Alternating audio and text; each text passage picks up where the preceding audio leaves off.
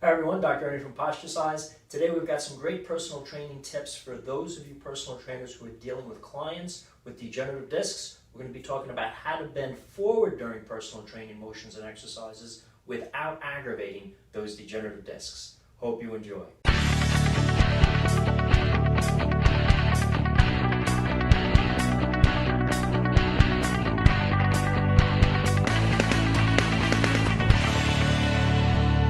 So many of you personal trainers dealing with degenerative discs with your clients have problems because typically middle-aged and older clients with degenerative discs have problems with bending forward on those degenerative discs. And this is an essential key training tip that trainers need to know to avoid aggravating their clients.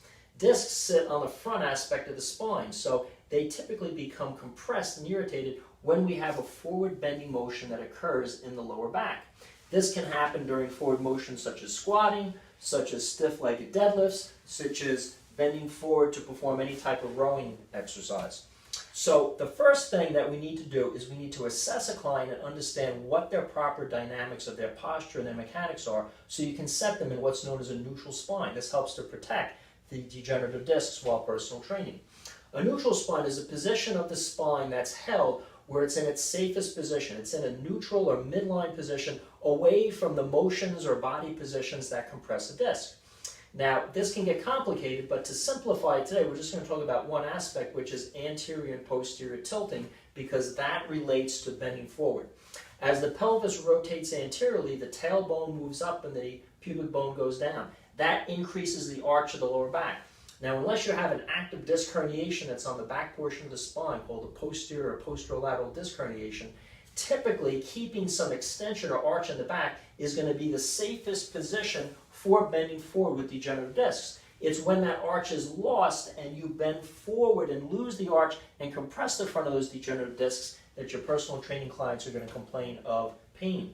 Sometimes that's going to happen while you're doing a training session, but often, more than not, that's going to happen later on because discs are a pressure gradient soft tissue, meaning that what you do in the gym creates pressure inside that degenerative disc that many times winds up with pain later on in the day. And if you're not careful with your training and making sure you're in a neutral spine position, many times that client's going to cancel the next session or may disappear from your training altogether because of an aggravation to their back that they're going to put together happened during your personal training session.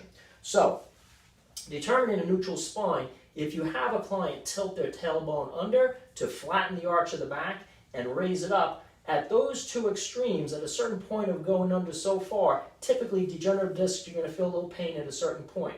You're going to mark that as one extreme. You're then going to ask your client to raise their tailbone up, increasing the arch in the back. You may feel a little discomfort. That's another extreme. You want to place the pelvic tilt right between those two extremes, midpoint or halfway position. That's the safest position that then locks that spine into a position where they're going to be less likely to feel pain because you're far away from those extremes that cause pain.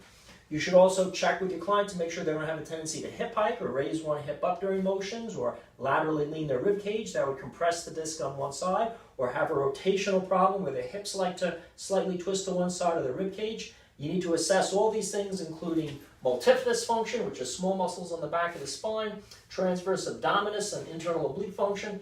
If this is a little too much for this video, you can go to the posturesize.com website. We have a body assessment there for free. You can check it out, learn how to assess your clients in terms of lower back function. We also have a much more detailed assessment on our Essential Crash course for personal trainers.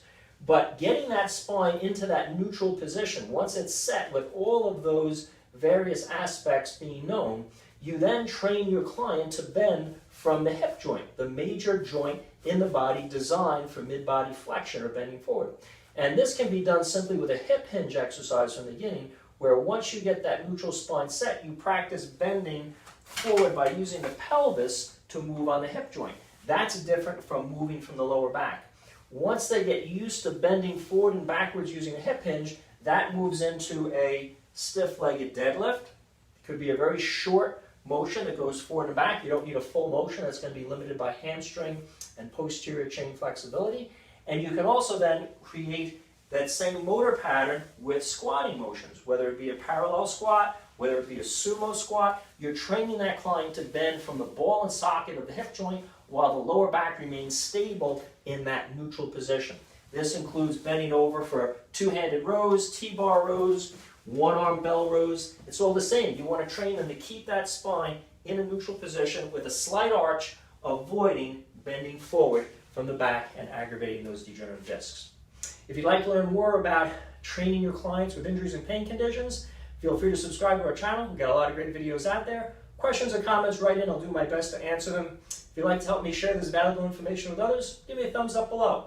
Make sure you check out our essential crash course for personal trainers at the posturesize.com website if you'd like to learn more in terms of assessing all your clients' biomechanics and injury variables, as well as designing a proper program to avoid aggravating their injuries, protecting them against future pains, and also modifying exercises to assist in their healing process. I hope this video on training your personal training clients with degenerative discs helps you with your personal training business.